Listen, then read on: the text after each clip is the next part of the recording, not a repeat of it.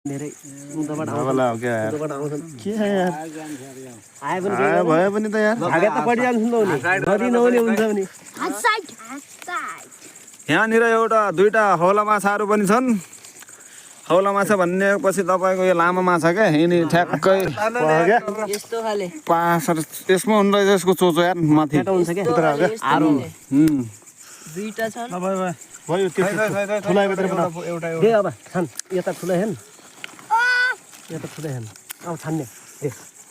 अलिक बाहिर बस्छ क्या यो ठुलो माछा अनि सौले माछा भन्छ कि यसलाई हाम्रो भाषामा बम माछा के बम माछा सानो यो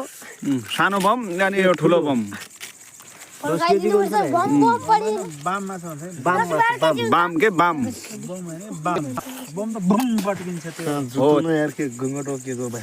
छानिदिने